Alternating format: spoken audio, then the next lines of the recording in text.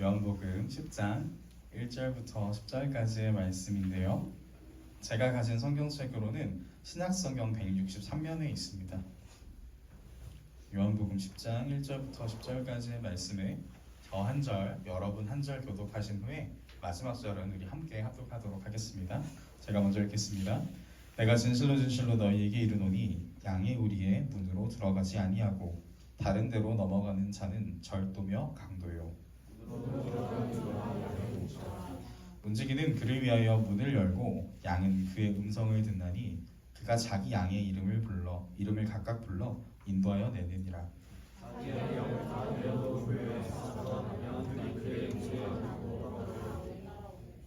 타인의 음성은 알지 못하는 고로 타인을 따르지 아니하고 도리어 도망하느니라.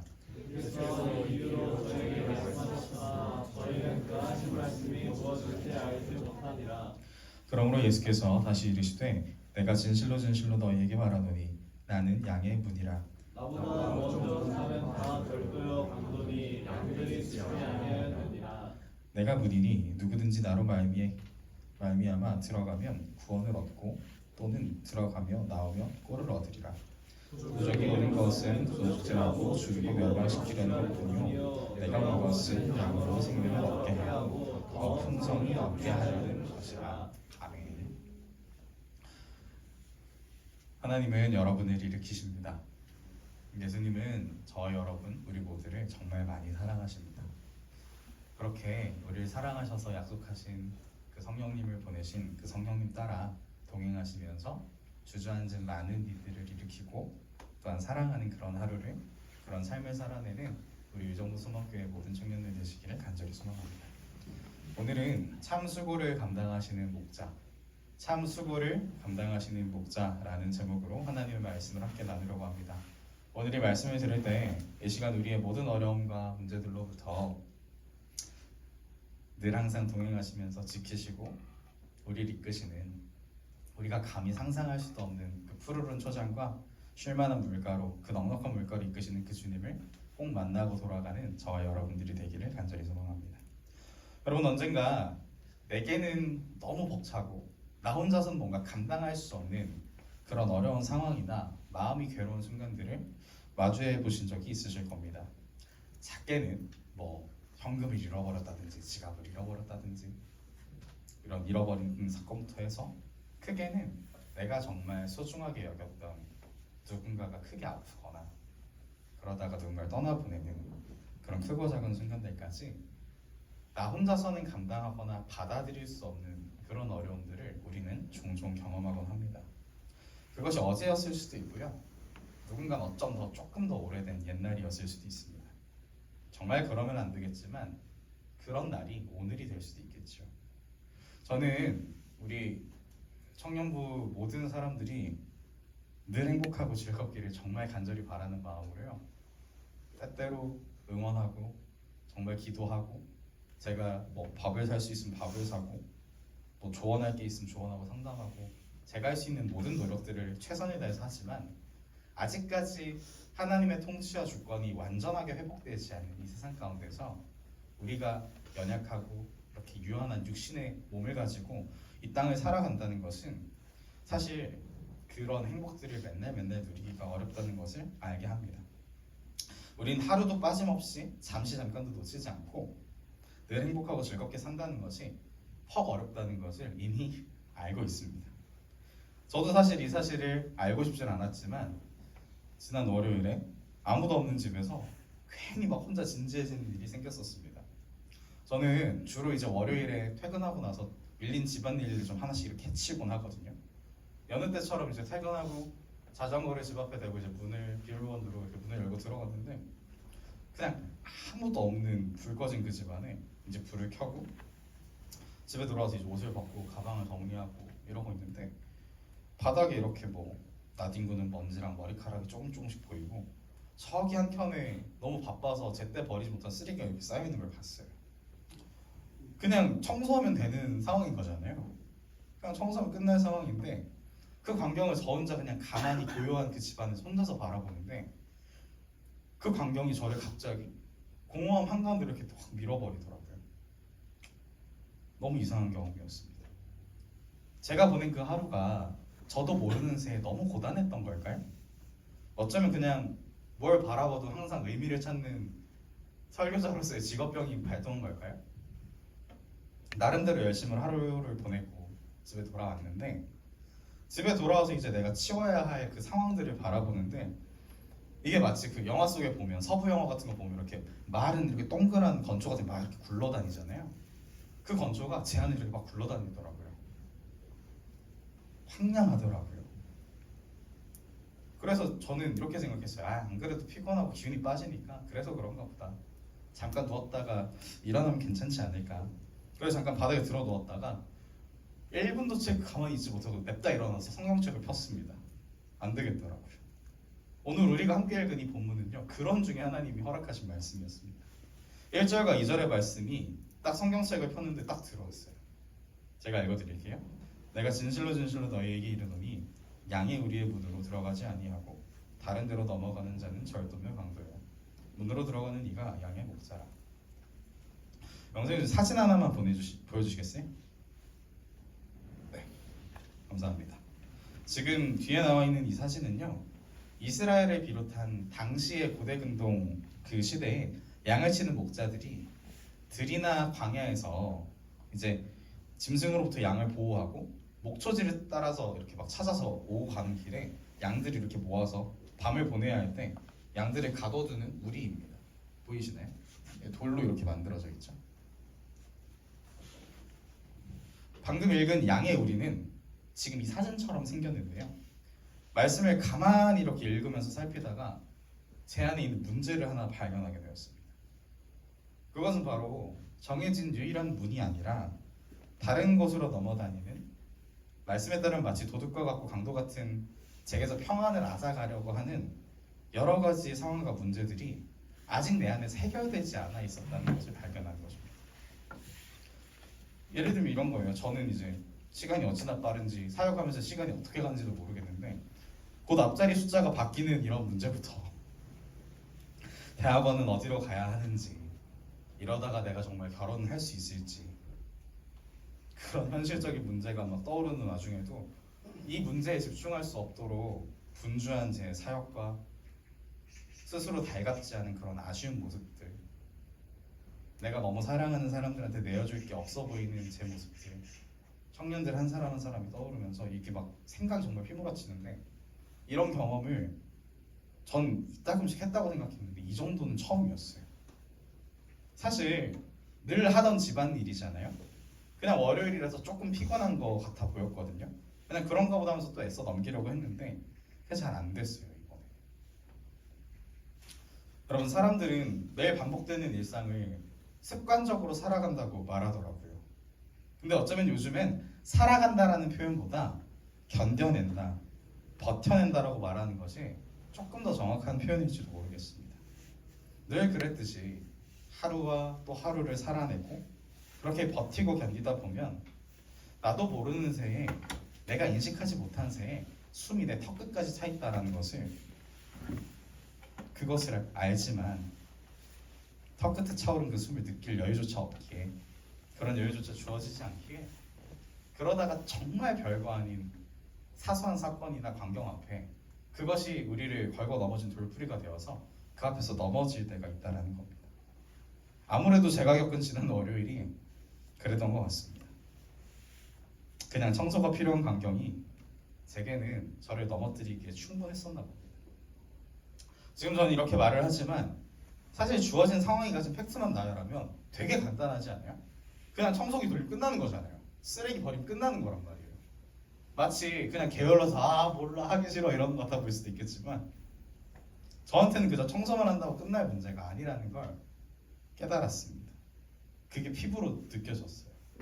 그래서 성경을 계속 이렇게 막 해결하고 싶으니까 막 샀다가 3절 4절 말씀에 주목했습니다. 문지기는 그를 위하여 문을 열고 양은 그의 음성을 듣나니 그가 자기 양의 이름을 각각 불러 인도하여 내느니라. 자기 양을 다 내어놓은 후에 앞서가면 양들이 그의 음성을 아는 거로 따라오되. 여러분, 우리는 주일을 비롯해서 주중에 많은 시간들 가운데서 저마다 다양한 수단과 방법을 통해서 하나님과 가까워지는 시간을 보낸다고 저는 알고 있습니다. 저도 마찬가지입니다. 여러분들에게 설교를 해야 되고 전도사로서 사역해야 되기 때문에 하나님의 음성을 들으려고 노력하고 그 음성에 예민하게 반응하려고 정말 노력하거든요.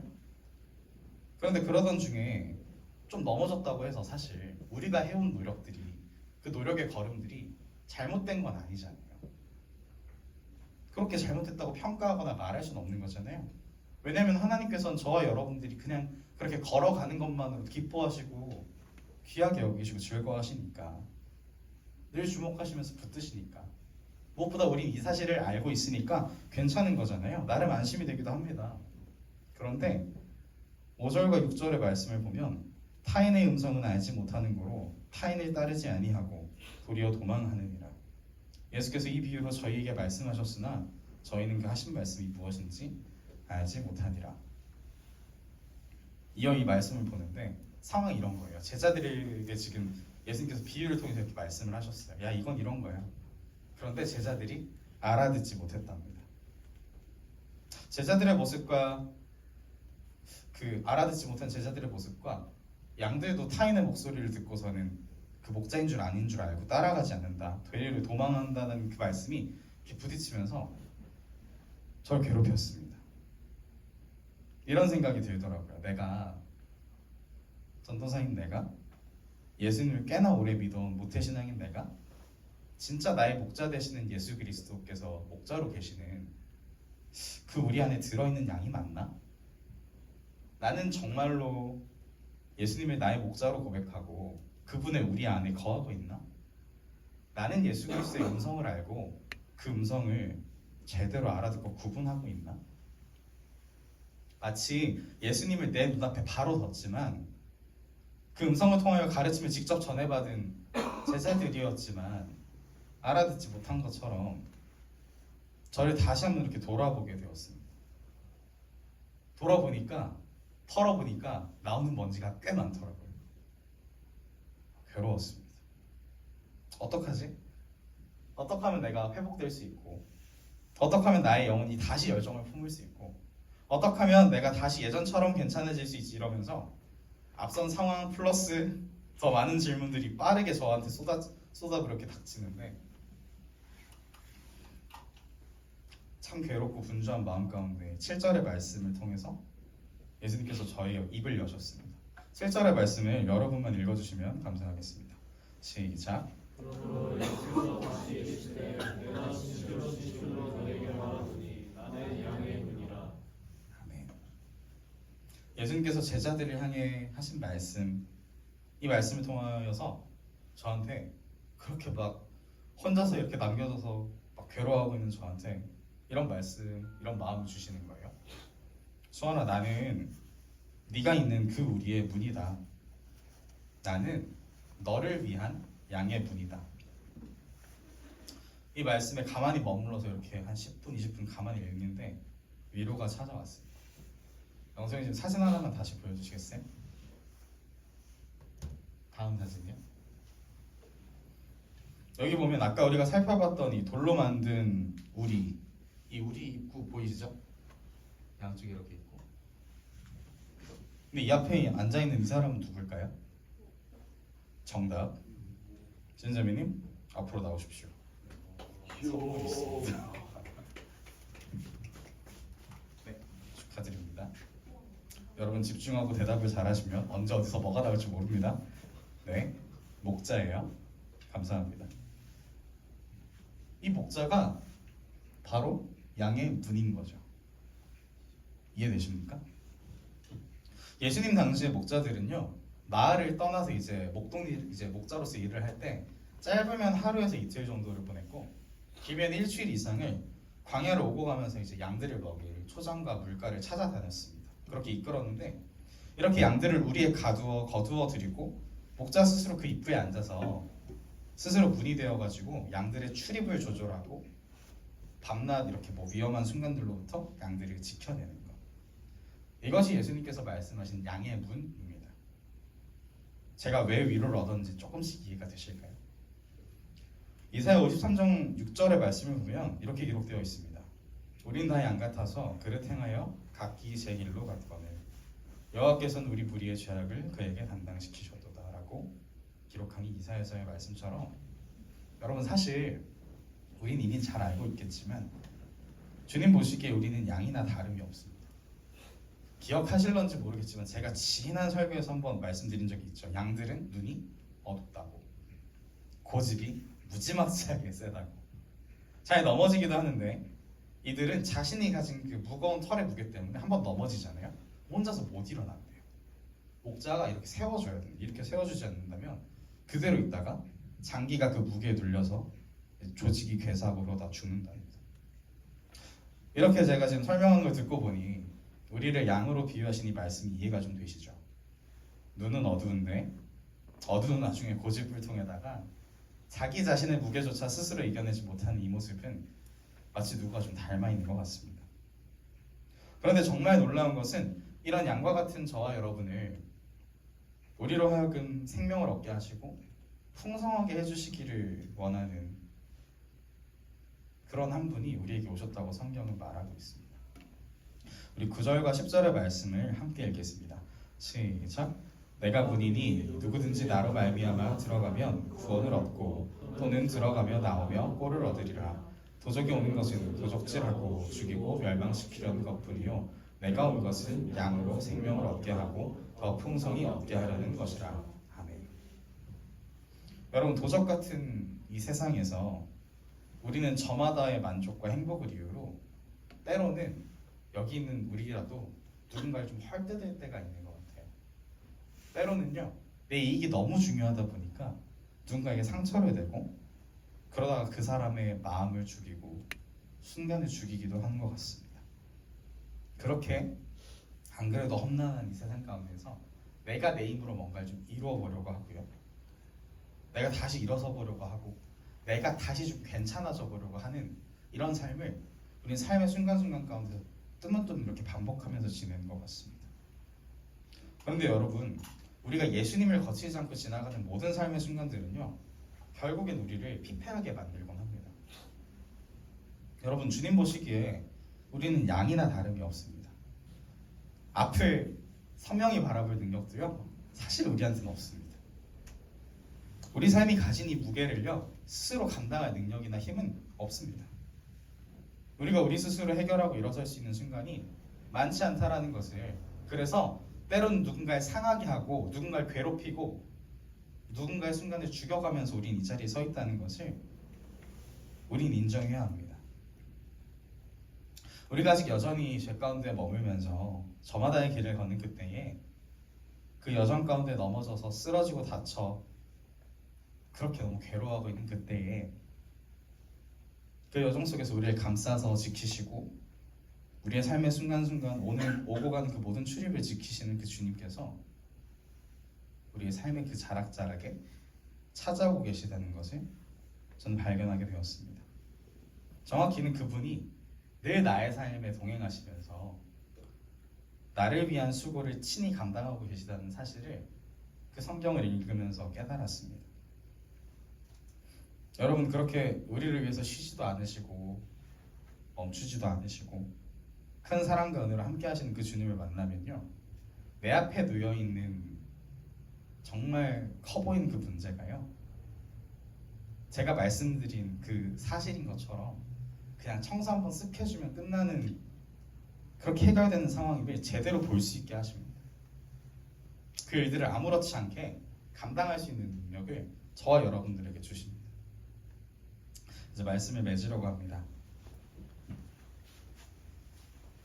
여러분, 제가 월요일에 이런 일을 혼자서 경험하고 나니까요, 처음에는 사람이 되게 초량해지더라고요.